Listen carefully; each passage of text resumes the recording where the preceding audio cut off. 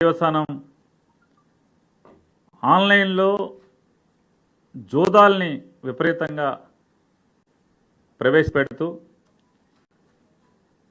ప్రత్యేకించి యువతని బాగా పక్కదారి పట్టించి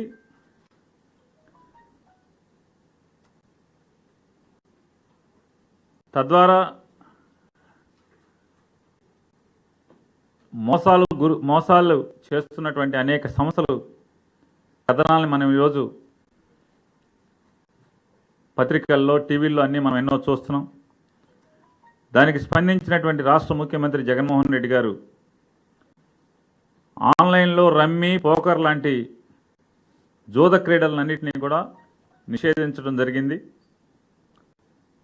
దీనిలో ఎవరైతే ఆన్లైన్లో ఈ ఆటని ఆర్గనైజ్ చేస్తారో వాళ్ళు మొదటిసారి కనుక మనం పట్టుకుంటే 1 సంవత్సరం జైలు మరియు జరిమానా, అదే వ్యక్తి రెండవసారి మళ్ళీ దాన్ని ఆర్గనైజ్ చేస్తూ దొరికితే కనుక 2 ఏళ్ల జైలు మరియు జరిమానా. అలాగే ఆడేవారికి, దాంట్లో ఆన్లైన్లో జోదం ఆడేవారికి 6 నెలల శిక్ష విధిస్తూ ఈరోజు చట్టం చేయాలని చెప్పని, జీవో చేయాలని చెప్పని తీర్మానం చేయడం జరిగింది. అలాగే వైఎస్ఆర్ ఉచిత విద్యుత్ పథకం ద్వారా రైతుకి ఫ్రీ పవర్ అనే ఆలోచన ఏదైతే నాడు రాజశేఖర రెడ్డి గారి, దివంగత ముఖ్యమంత్రి రాజశేఖర రెడ్డి గారి ఆలోచన అయితే, రాజశేఖర రెడ్డి గారు ఆలోచన చేసి మాట ప్రపంచానికి చెప్పినప్పుడు రైతుకు ఉచితంగా విద్యుత్ అందిస్తాను అని చెప్పని రాజశేఖర రెడ్డి గారు చెప్పినప్పుడు దాన్ని పూర్తిగా వ్యతిరేకించినటువంటి వ్యక్తి ఎవరో మనందరికీ తెలుసు. ఆయన ఫ్రీగా పవర్ ఇస్తానంటే, కరెంటును ఉచితంగా రైతులకు అందిస్తాను అనే చెప్పటమే కాకుండా, నిర్ణయించడమే కాకుండా అప్పటి వరకు ఉన్నటువంటి బకాయిల మొత్తాన్ని 1100 కోట్ల రూపాయలని మాఫీ చేశారు. ఈ మాట రాజశేఖర రెడ్డి గారు చెప్పినప్పుడు కరెంటు తీగల మీద బట్టలు ఆరేసుకోవాలి, అదే కనుక జరిగితే అని చెప్పి మాట్లాడేటువంటి వ్యక్తులను మనం చూసాం. ఇవాళ అదే వ్యక్తులు ఈ పథకం మీద అనేక రకాల మాట్లాడటం చూస్తుంటే మనందరికీ ఏడవాలో నవ్వాలో అర్థం కాని పరిస్థితి. గడిచిన ప్రభుత్వం, తెలుగుదేశం ప్రభుత్వం అంటే చంద్రబాబు నాయుడు గారి నాయకత్వంలోని ప్రభుత్వం, విద్యుత్ శాఖకు రాష్ట్ర ప్రభుత్వం పెట్టినటువంటి బకాయిలు 20,000 కోట్ల పైచికైతే దాంట్లో జగన్మోహన్ రెడ్డి గారు ముఖ్యమంత్రి అయ్యి 14,000 కోట్ల రూపాయల రాష్ట్ర ప్రభుత్వం చేసినటువంటి బకాయిల్ని, పాత బకాయిల్ని తీర్చితే దానిలో ఉచిత విద్యుత్కి, రైతులకి ఉచిత విద్యుత్కి ఏదైతే ఇచ్చిందో కరెంటు డిపార్ట్మెంట్, ఆ డిపార్ట్మెంట్కి రైతులకు వాడిన కరెంటుకి కట్టాల్సింది 7,172 కోట్ల రూపాయల బకాయిలను కూడా అప్పు పెట్టి వెళ్ళిపోవడం జరిగింది చంద్రబాబు నాయుడు గారు. ఆయన కూడా ఇవాళ రైతుల గురించి, రైతుల యొక్క ఉచిత విద్యుత్ గురించి వాళ్ళందరూ ఏం మాట్లాడుతున్నారో మనం చూస్తున్నాం. గత ప్రభుత్వం చేసినటువంటి అప్పుల్ని చెల్లించడమే కాకుండా,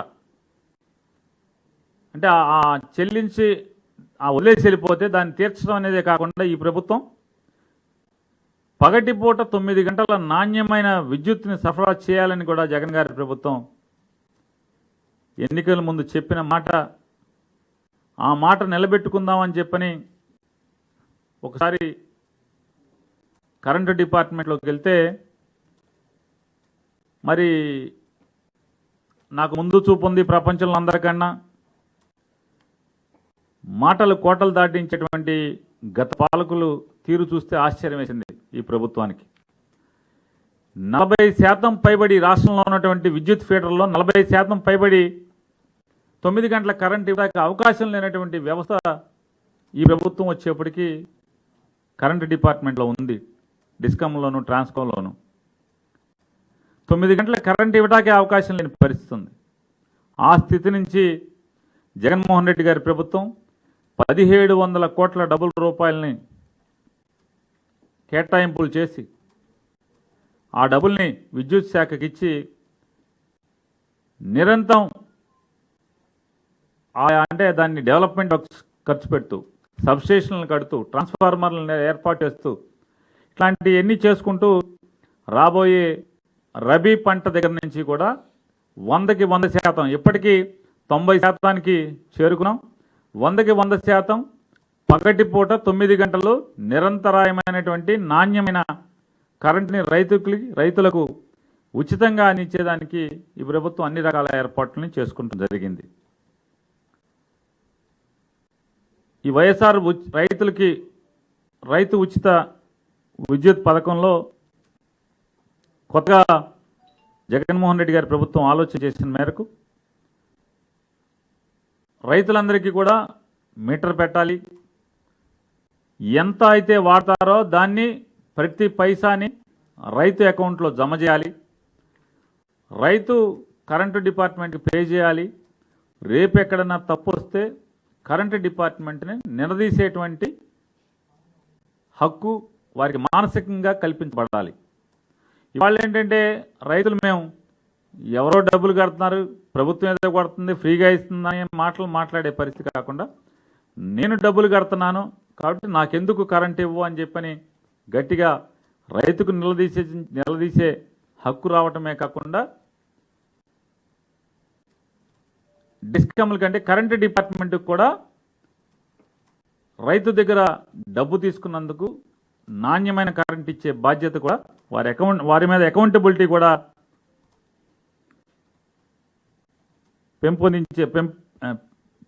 పెంపొందించే పరిస్థితులు వస్తున్నాయి. అలాగే రైతులు ఎవరికి కూడా ఒక్క పైసా భారం మాత్రం ఇందులో పడే పరిస్థితి లేదు. అలాగే ఉచిత ఏదైతే మనం రైతుకి ఫ్రీ పవర్ 9 గంటలు ఇస్తున్నామో దాంట్లో ఈరోజు పరిమితులు లేవు, రేపు కూడా పరిమితులు అనేవి ఉండవు వాడకం మీద. ఇప్పటికీ 18 లక్షల రైతు కనెక్షన్లు, ఉచిత విద్యుత్ కనెక్షన్లు ఉన్నాయి రాష్ట్రంలో. ప్రభుత్వం దగ్గర ఈ మధ్య మేము లెక్కేసుకుంటే 1 లక్ష అనధికార కనెక్షన్లు కూడా రైతువారీ కనెక్షన్లు ఉన్నాయి. దాన్ని కూడా జగన్మోహన్ రెడ్డి గారి యొక్క ఆదేశాల మేరకు తక్షణం అవన్నీ కూడా రెగ్యులరైజ్ చేయబోతున్నాం. ఇమీడియట్గా రెగ్యులరైజ్ చేసి ఈ పథకంలోకి వారిని కూడా 1 లక్ష మంది రైతులను కూడా ఈ పథకంలోకి తీసుకురావడం జరుగుతుంది.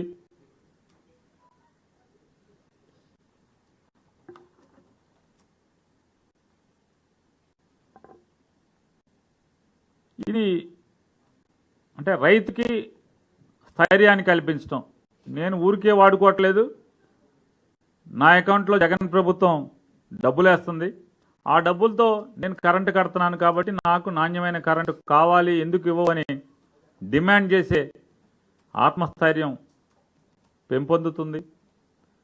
రైతు కూడా ధైర్యంగా అధికారులను నిలదీసేదానికి అవకాశం ఏర్పడుతుంది.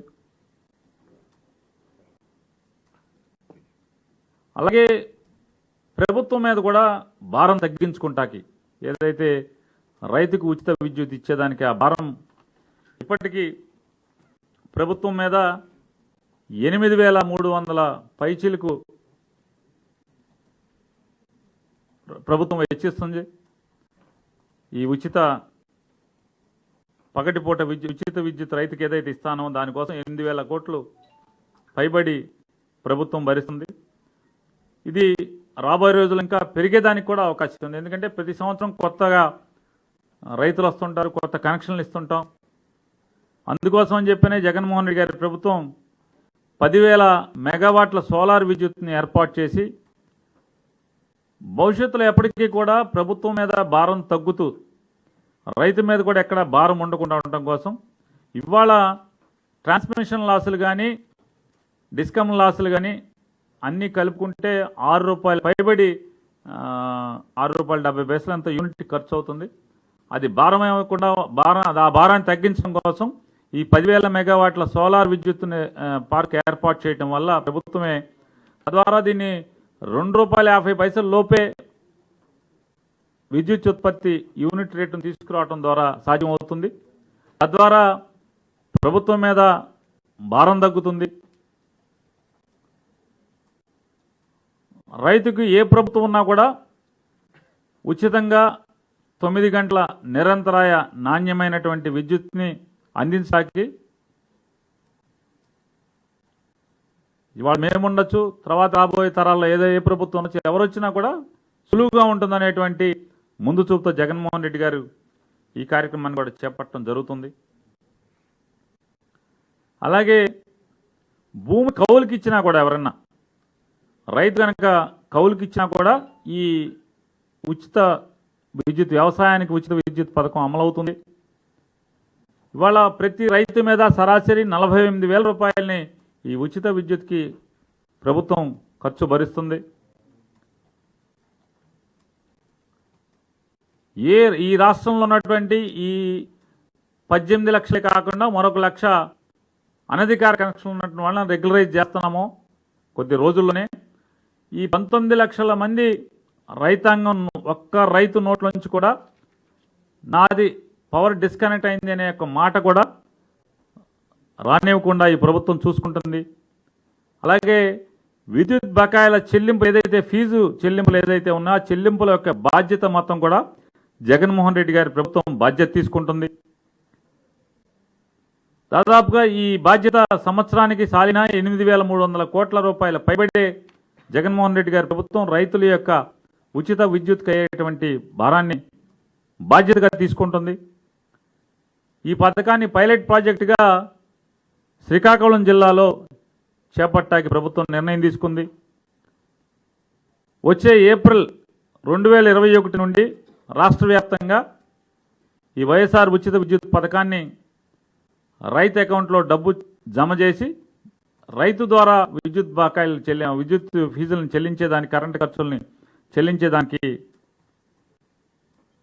ప్రోగ్రాం రాష్ట్ర వ్యాప్తంగా ఏప్రిల్ 2021 నుంచి అమల్లోకి వస్తుంది.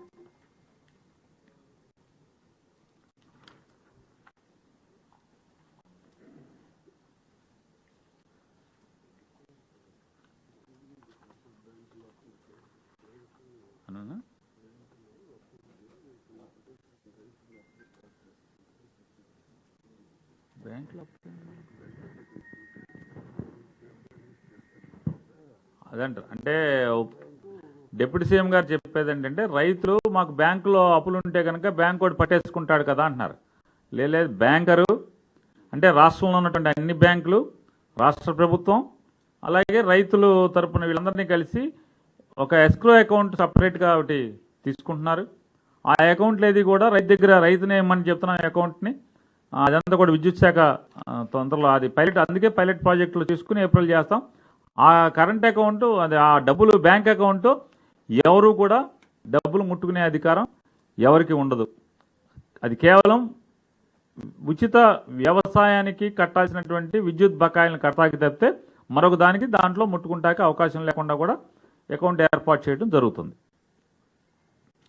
అలాగే మొన్న జరిగినటువంటి కేబినెట్ సమావేశంలో ఏదైతే మండల డెవలప్మెంట్ ఆఫీసర్లు ప్రమోషన్ లేకుండా ఉన్నారు, దాని మీద జగన్మోహన్ రెడ్డి గారికి ఒక వ్యక్తి ఉత్తరం రాస్తేనే వెంటనే దాని మీద నిర్ణయం తీసుకున్నామని చెప్పాము. దానికి ఫైనాన్షియల్ అప్రూవల్ కూడా వచ్చింది. వీళ్ళని డివిజన్ డెవలప్మెంట్ ఆఫీసర్స్గా ఎండిఓల్ని ప్రమోషన్లు ఇచ్చిన వారి మీద వచ్చి వారిని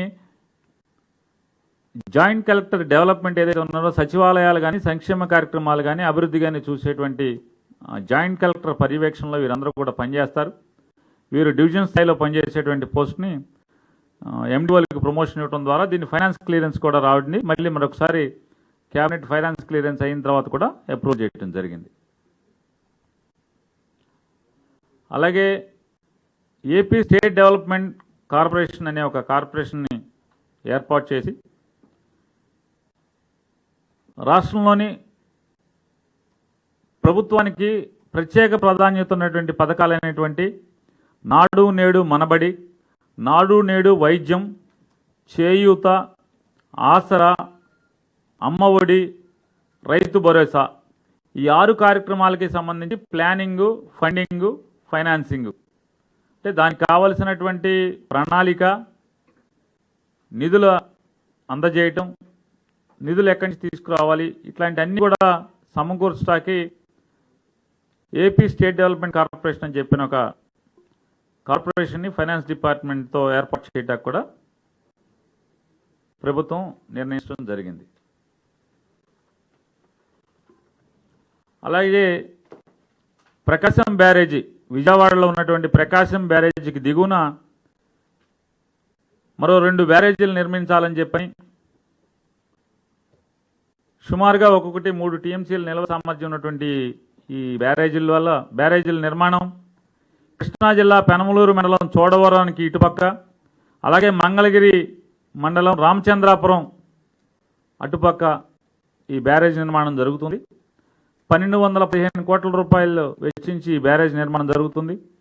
అలాగే రెండవది కృష్ణా జిల్లా మోపిదేవి మండలం బండికోళ్ళంక అనే గ్రామానికి ఒక సరిహద్దుగా, అలాగే గుంటూరు జిల్లా రేపల్లి మండలం తూర్పుపాలెం గ్రామ సరిహద్దుగా మరొక బ్యారేజ్ నిర్మాణం జరుగుతుంది. దీనికి 1350 కోట్ల రూపాయల వ్యయం అవబోతుంది. ఈ 2 నిర్మించాలని చెప్పని రాష్ట్ర మంత్రిమండలి తీర్మానం చేయడం జరిగింది. అలాగే గుంటూరు జిల్లాలోని పల్నాడు ప్రాంతంలో కృష్ణానది వారి కళ్ళ ముందే ప్రవహిస్తున్నప్పటికీ కూడా సాగునీటికి కాదు, కనీసం గుక్కడి నీళ్లు పొందడానికి కూడా ఇబ్బందులు పడుతున్నటువంటి బొల్లాపల్లి, దుర్గి, వెల్దుర్తి మండలాల్లో ప్రజల యొక్క దాహార్తిని తీర్చడానికి, అలాగే వారి సాగు కష్టాలను తీర్చడానికి వరికెపూడి సెల అనే ఒక లిఫ్ట్ ఇరిగేషన్ ప్రాజెక్ట్ని త్వరితగతిన నిర్మాణం మొదలుపెట్టి పూర్తి చేయాలని చెప్పని దానికోసం 1273 కోట్ల రూపాయలు వెచ్చించాలని చెప్పని రాష్ట్ర మంత్రిమండలి తీర్మానం చేయడం జరిగింది.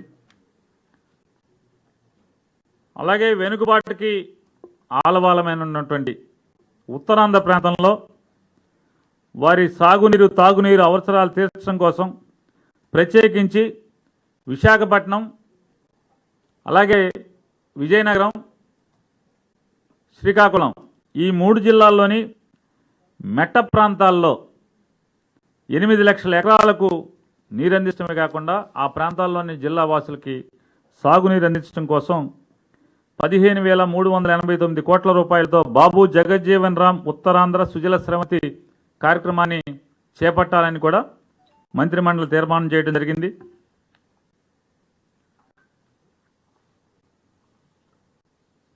చెప్పాలండి, బాబు జగజ్జీవన్ రామ్ ఉత్తరాంధ్ర సుజల స్రవంతి విశాఖపట్నం, విజయనగరం, శ్రీకాకుళం జిల్లాలోని అప్లాండ్ మెట్ట ప్రాంతాల్లోని ఆ ప్రాంత వాసులందరికీ సాగునీరు, తాగునీరు అవసరాలు తీరుస్తుంది 8 లక్షల ఎకరాల్లోని ఆయకట్టుకు. అలాగే రాయలసీమ కరువు నివారణ పథకం ద్వారా వివిధ రిజర్వాయర్లు, ఎత్తిపోతల పథకాలు 14 పనుల్ని వెంటనే త్వరితగతిన చేపట్టి నిర్మాణాలు పూర్తి చేయాలని చెప్పని రాష్ట్ర మంత్రిమండలి తీర్మానం చేయడం జరిగింది. దురదృష్టవశాత్తు మనకి పోతిరెడ్డిపాడు హెడ్ రెగ్యులేటర్ కెపాసిటీ పెరిగిందే కానీ పెరిగిన రెగ్యులేటర్ ఏదైతే మనకి కేటాయింపులు ఉన్నటువంటి నీళ్ళకు కానీ వరద నీళ్లు తీసుకెళ్లేటువంటి కేటాయింపులకు కానీ అన్నిటికీ కలిపి 44,000 క్యూసెక్ల క్యారింగ్ కెపాసిటీ అంటే నీటిని తీసుకెళ్లేటువంటి సామర్థ్యం ఆ రెగ్యులేటర్ దగ్గర ఉన్నప్పటికీ కూడా 800 శ్రీశైలం డ్యాంలో 880 అడుగులు వస్తే కానీ పోతిరెడ్డిపాడు హెడ్ రెగ్యులేటర్ నుంచి 44,000 క్యూసెక్లు నీళ్లు ప్రవహించే పరిస్థితి లేదు.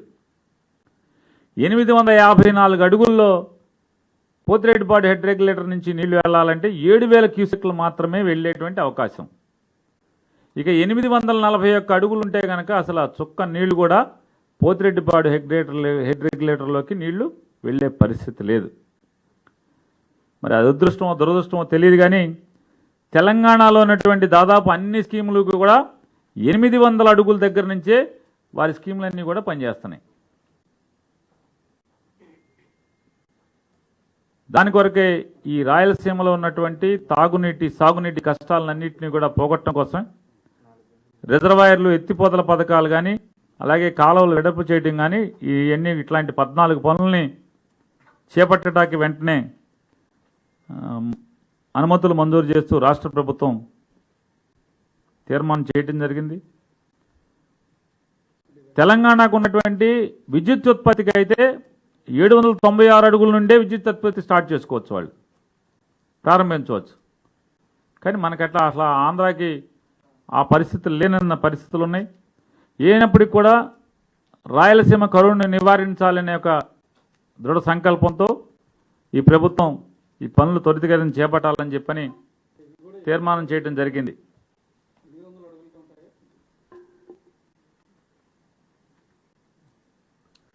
ఖచ్చితంగా మీకు ఎన్ని అడుగుల్లో పెడుతున్నామో ఈ 14 పనులు ఏమేం పనులు, ఈ పనులన్నీ కూడా అన్ని శ్రీశైలం నుంచి లిఫ్ట్లు ఉండవు. ఒక చోట నుంచి వెనకాల రాయలసీమలో రిజర్వాయర్లు అంటే మనకి నీటిని నిల్వ చేయడానికి రిజర్వాయర్లు ఉన్నాయి. వాటన్నిటిని ఆ వర్కుల వారీగా మీకు అంతా ఇస్తాను. సమయం లేనందున ఇవ్వలేదు. ఖచ్చితంగా ఇది జగన్మోహన్ రెడ్డి గారి ప్రభుత్వం. సీక్రెట్ జీవోలు ఉండవు, దొంగ పనులు ఉండవు, దాచి పనులు చేయటం ఉండదు. ఖచ్చితంగా మీకు చెప్పే చేస్తాం, తీసుకొని చూపిస్తాం కూడా. ఎవరు కూడా ఆందోళన చెందాల్సిన పని లేదు. ఏమండి ఇస్తాను, బట్ ఏమండి ఎంతైనా అది డబ్బులు ఎంతైనా ఉన్నాయి, ప్రభుత్వం వెనకాడేది లేదు. ఈ పథకాలన్నీ కూడా ఈ అంచనాలతో తయారు చేసి ముందుకెళ్ళాలి అని చెప్పనేది ప్రభుత్వం నిర్ణయించింది. అలాగే బాపట్లలో కొత్తగా ఒక మెడికల్ కాలేజీ ఏర్పాటు కోసం మూలపాలెం, జమ్ములపాలెం ఈ రెవెన్యూ గ్రామాల్లోని 51 ఎకరాలని ప్రభుత్వ బాపట్ల మెడికల్ కాలేజీకి స్థలాన్ని కేటాయిస్తూ తీర్మానం చేయడం జరిగింది. అలాగే ప్రకాశం జిల్లా మార్కాపురంలో ప్రభుత్వ మెడికల్ కాలేజీ నిర్మాణం కోసం రాయవరం అనే రెవెన్యూ విలేజ్లో 41.97 ఎకరాలని ప్రభుత్వ మెడికల్ కాలేజీకి భూమిని కేటాయిస్తూ తీర్మానం చేయడం జరిగింది. అలాగే మావోయిస్టు సంఘాలు మరియు 6 అనుబంధ సంఘాలపై మరో ఏడాది నిషేధాన్ని కొనసాగిస్తూ రాష్ట్ర మంత్రిమండలి తీర్మానం చేయడం జరిగింది. ఆంధ్రప్రదేశ్ రాష్ట్రం మత్స్య సంపదను ఎగుమతి చేయడంలో భారతదేశంలో అగ్రగామి రాష్ట్రంగా ఉన్నప్పటికీ కూడా మత్స్య పరిశ్రమకు కావాల్సినటువంటి వృత్తి నైపుణ్యత కలిగినటువంటి వ్యక్తులు ఆంధ్ర రాష్ట్రంలో లేని పరిస్థితిలో తమిళనాడు, కేరళలో ఉన్నటువంటి ఫిషరీస్ యూనివర్సిటీస్ ద్వారా చదువుకున్నటువంటి గ్రాడ్యుయేట్స్ అంటే ఫిషరీస్లో డిగ్రీ మరియు పోస్ట్ గ్రాడ్యుయేషన్ చేసినటువంటి వ్యక్తుల ద్వారానే ఇక్కడ పర్యవేక్షించబడుతుంది ఎక్కువగా. అందుకొరకనే పశ్చిమ గోదావరి జిల్లా ఈ మత్స్య సంపదకి ఆలవాలం అన్ని జిల్లాల కంటే కూడా ఎక్కువ కాబట్టి పశ్చిమ గోదావరి జిల్లాలో ఆంధ్రప్రదేశ్ ఫిషరీస్ విశ్వవిద్యాలయాన్ని ఏర్పాటు చేయాలని చెప్పని మంత్రిమండలి తీర్మానం చేయడం జరిగింది.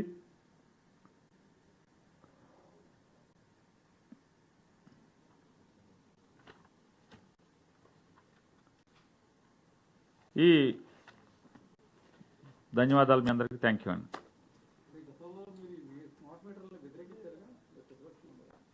ఏమండి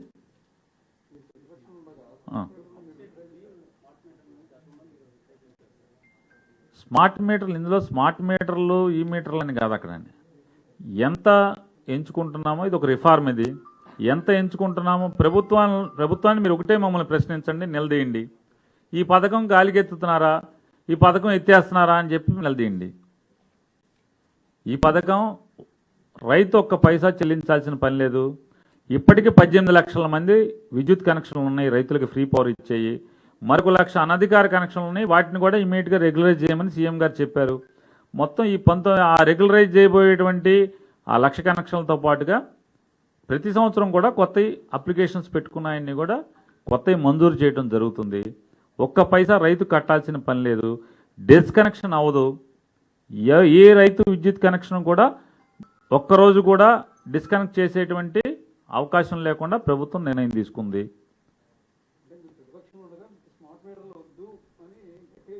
ఇప్పుడు స్మార్ట్ మీటరా చేత్తో తిప్పే మీటరా అని కాదండి, ఎంత ఖర్చు పెడుతున్నావు రైతుకు తెలియటాకి, నువ్వు ఎంత ఖర్చు పెడుతున్నావు, ఆ ఖర్చు పెట్టిన దాన్ని మీటర్లు కూడా రైతు వేసుకోవాల్సిన పని లేదు.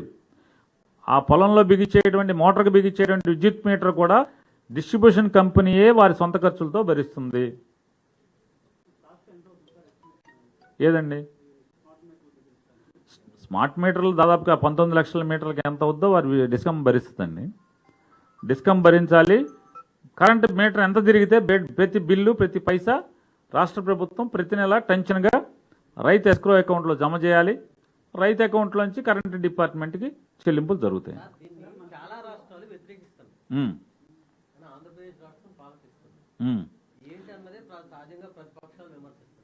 ప్రతిపక్షాలు ఉన్నది దానికోసం, వాళ్ళ ఉద్యోగం అదే కదా. మీ ఉద్యోగం మీరు నన్ను ప్రశ్నించండి, మీకు సమాధానం చెప్పలేకపోతే తప్పు నాది, ఈ ప్రభుత్వానికి తప్పు. ఇందులో చెప్తున్నాను, రైతుకి జరిగే నష్టం ఏంటి?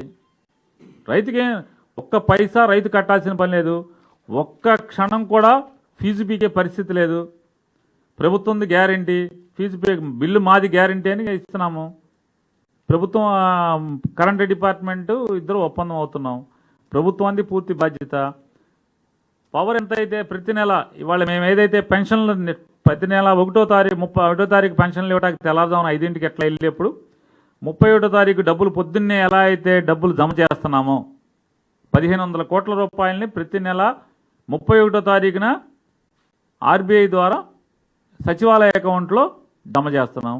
1వ తారీఖు తెల్లారుజామున అయితే డబ్బులు ఇస్తున్నారో దీనికి కూడా ఒక తారీఖు పెట్టుకుని ప్రతి నెల టంచనగా కరెంటు మీటర్ ఎంత తిరిగితే ఎన్ని యూనిట్లు తిరిగితే అన్ని యూనిట్లు ఆ రైతు అకౌంట్లో డబ్బులు జమ చేయడం జరుగుతుంది. ఆ అకౌంటు బ్యాంక్ రైతుకు అప్పు ఉంది కదా, రైతు అప్పు తీసుకున్నాడు కదా, ఈ జమ చేసుకుందామని ఏ బ్యాంకరు వేలు పెట్టే అవకాశం లేకుండా కరెంటు డిపార్ట్మెంట్కి మాత్రమే, రైతు సొంత అవసరాలకు కూడా డబ్బులు తీసుకుంటానికి లేదు. కరెంటు డిపార్ట్మెంట్కి మాత్రమే ఈ డబ్బులు చెల్లించడానికి వెసులుబాటు ఉంది. బట్ ఇంకేమైనా బిల్ ప్రభుత్వం బాధ్యత పడుతుంది. ఫీజు పీకేజ్ లేదు, ఇన్ని యూనిట్లే వాడాలనే పరిమితి లేదు, అన్లిమిటెడ్గా నువ్వు వాడుకుంటావు. అంటే నీ అవసరాలు ఎంత, రైతుకి ఎన్ని అవసరాలు ఉంటే అన్ని అవసరాలే వాడుకుంటారు.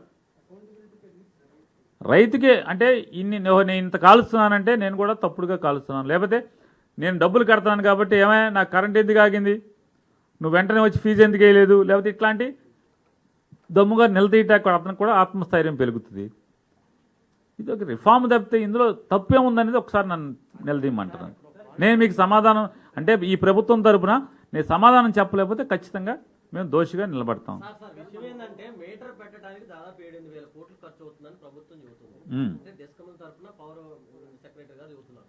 ఇన్ని వేల కోట్లు 7,000 కోట్లు అవుద్దని. 7,000 కోట్లు అవుతుందని నేను చెప్పలేదు సార్. తెలియదు, అవుద్దా? తెలియదు నాకు నిజంగా. అంత అవుద్దా? అంత అవుతుంది. మీటర్లు పెడతాడు నేను అన్నారు సార్, నిన్నే చెప్పారు సార్ 1000 కోట్లు సార్. ఇంత టైంలో ఇప్పుడు డబ్బులు చెప్పండి, ఇన్ని వేల కోట్లు ఖర్చు పెట్టి మీటర్లు పెట్టాల్సిన అవసరం ఏందన్న చర్చ కూడా నడుస్తుంది. అలాగే ఎలక్ట్రికల్ రిఫార్మ్స్లో అనేక కార్యక్రమాలు జరుగుతున్నాయి. ఇవాళ మేము దాంట్లో కరెంటుని అదనంగా నాణ్యమైన కరెంట్ ఇవ్వటానికి 9 గంటలు ఇవ్వటానికి 1,700 కోట్లు ఖర్చు పెట్టినప్పుడు, అట్లాగే ఇప్పుడు ఇది ఒక రిఫార్ము, నాణ్యమైన కరెంట్ ఇవ్వాలి. అంటే రైతుకు కూడా మేము ఇంత కడుతున్నామని చెప్పి తెలియాలి, ఇంత వాడుతున్నాం అనేది రైతుకు తెలియాలి. ఇందులో వారికి నష్టమే ఉండే పరిస్థితి లేదు. ఒక్కరోజు ఒక్క క్షణం కూడా బిల్లు కట్టలేదని విద్యుత్ ఆగే పరిస్థితి లేదు. ఒక్క క్షణం కూడా వారు నువ్వు డబ్బు కట్టలేదు ఏంటని అడిగేవాళ్ళు ఎవరు లేరు. ప్రభుత్వం సరాసరి బ్యాంక్ అకౌంట్లో జమ చేస్తుంది. పెన్షన్ ఏదైతే ముసలి వాళ్ళకి, వయోవృద్ధులకి, వితంతులకి ఎట్లయితే పెన్షన్ టంచన్గా 1వ తారీఖు 31వ తారీఖు డబ్బులు వేస్తున్నామో 1వ తారీఖు ఇంటికి పంపిస్తున్నామో అట్లాగే ఒక తారీఖు పెట్టుకుని ఖచ్చితంగా ఎన్ని యూనిట్లు రైతు తిరిగితే అన్ని యూనిట్లు ఆ అకౌంట్లో జమ చేయడం జరుగుతుంది. దానికి ఒక గ్రీన్ ఛానల్ ఏర్పాటు చేశారు ఫైనాన్స్ డిపార్ట్మెంట్లో. కాబట్టి దీంట్లో ఎక్కడా రైతు కంగారు పడాల్సిన పని లేదు.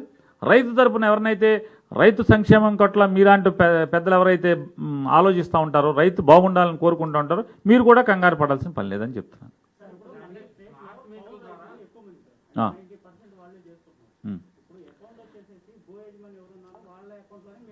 కరెంటు బిల్లు ఎవరి పేరు మీద ఉంటే, కరెంటు కనెక్షన్ ఎవరి పేరు మీద ఉంటే వారి పేరు మీదే అకౌంట్ ఉంటుంది.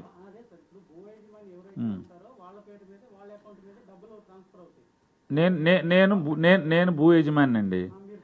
నేను మీ కౌలుకి ఇచ్చాను, మీ కౌలుకి ఇచ్చాను, మీరు కౌలు చేసుకుంటున్నారు, మోటార్ మీరు ఆడించుకుంటున్నారు, కరెంటు మీటర్ తిరుగుతూ ఉంటుంది, బిల్లు కరెంటు డిస్కనెక్షన్ ఎవరికి వస్తుంది? నాకే వస్తుంది. రేపు కరెంట్ అసలు మామూలుగా చెప్తున్నాం, ఫ్రీ లేదు, ఫ్రీకి పక్కన పెట్టేయండి, కరెంటు డిపార్ట్మెంట్ ఒకవేళ నేను బిల్లు కట్టలేదు, నోటీస్ ఎవరికి ఇస్తారు? అంతేగాని కౌలు రైతుకి ఇవ్వరు కదా. అందుకే చెప్తున్నా, కౌలుకి ఇచ్చినా కూడా ఈ వెసులుబాటు కొనసాగుతుంది అని ముందే చెప్పాను మీకు. చెల్లించడం ఉండదంటున్నానండి. ఎస్క్రో అకౌంట్లో డబ్బులు పడితే మీరు టైంకి చెల్లించకపోతే వాళ్ళే డ్రా చేసుకుంటారు కరెంట్ వాళ్ళే. అందుకే చెప్పేది, కరెంటు డిపార్ట్మెంట్ తప్పితే దాంట్లో ఏలు పెడతాకి ఏ బ్యాంకర్కి లేదు, ఏ అప్పు కట్టుకుంటాకే లేదు, రైతుకు సొంతంగా కూడా లేదని మీతో చెప్పాను. ఆ డబ్బు ముట్టుకునే అధికారం రైతుకి లేదు, బ్యాంకర్కి లేదు, ఓన్లీ పవర్ కంపెనీకే ఉంది. అకౌంట్లో పడుతుంది, అది పవర్ కంపెనీ మాత్రమే తీసుకుంటుంది. ఓ డేట్ పెడతారు అనుకుంటారు, ఆ డేట్ మీకు లేదనుకోండి, ఆటోమేటిక్గా ఆన్లైన్లో వాళ్ళే వసూలు చేసుకుంటారు. ఇప్పుడు మన దగ్గర నెలవారీ మనం మోటార్ సైకిల్ కొనుక్కున్నాం, మన అకౌంట్లోంచి ఎట్లా ఈఎంఐ కట్ అయిపోతుందో అంతే కట్ అవుతాయిపోతుంది. రాలేదండి, ఏం రాలేదు సార్, రాలేదు సార్.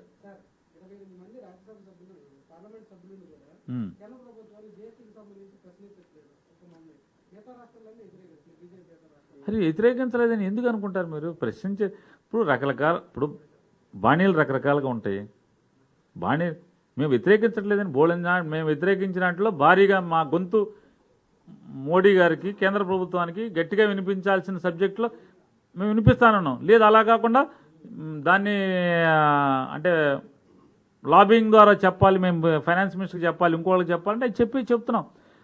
అంటే రాష్ట్ర ప్రభుత్వానికి జరిగే ఏ అన్యాయంలో అయినా కేంద్ర ప్రభుత్వానికి మా ప్రొటెస్ట్ని, లేకపోతే మా వ్యతిరేకతని, మా నిరసనని రిజిస్టర్ చేయడంలో ఎక్కడా కూడా ఇంతవరకు జగన్మోహన్ రెడ్డి గారి ప్రభుత్వం లోపం చేయలేదు, తప్పటడుగు వేయలేదు, వెనకడుగు వేయలేదు.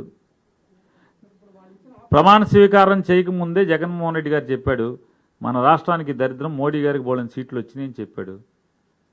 మేము ఎక్స్పెక్ట్ చేసాం, రాజకీయ పార్టీగా మేము అంచనా వేసాం, అటు ఇటు కాకుండా హంగు వస్తేమో, మా సంఖ్య కావాల్సి వస్తేమో అని చెప్పని జగన్మోహన్ రెడ్డి గారు కేటగారికల్గా చెప్పాడు. దాసే మనిషి కాదు కదా, అయ్యి బాబు నేను ఇట్లా అనుకున్నాను, ఇట్లా జరిగిందని ఆయన చెప్పాడు కదా ఢిల్లీలో.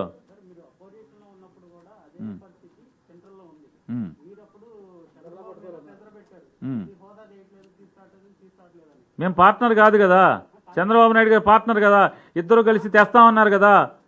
మీరు అడిగారు, నా సమాధానం కూడా మీరేమన్నారు, చంద్రబాబుని మీరు బాగా తిట్టారు కదా, ఇప్పుడు ఎందుకు మీరు కాముకోండి? మేమన్నాం, చంద్రబాబుని ఎందుకు నిలదీశాం? ఇద్దరు కలిసి ఓటు అడిగారు, మోడీ గారు చంద్రబాబు గారు కలిసి ఓటు అడిగారు. 5 ఏళ్ళు కాదు 10 ఏళ్ళు కావాలన్నారు, ఆయన ఇస్తానన్నాడు. ఇద్దరు చేతులు పైకెత్తారు, సంకల పైకెత్తారు, చేతులు పెట్టారు, వాటేసుకున్నారు, ఒకళ్ళనొకళ్ళు లాక్కున్నారు, నువ్వు కూర్చో అంటే నువ్వు కూర్చో అన్నారు. ఇవన్నీ చేసిన వాళ్ళు అధికారాన్ని పంచుకున్నారు, ఇక్కడ పంచుకున్నారు, అక్కడ పంచుకున్నారు. అందుకని అలాగదండి, అందుకని నిలదీస్తారు. మేము బీజేపీకి వ్యతిరేకంగా ఫైట్ చేసి గెలిచి వచ్చాం.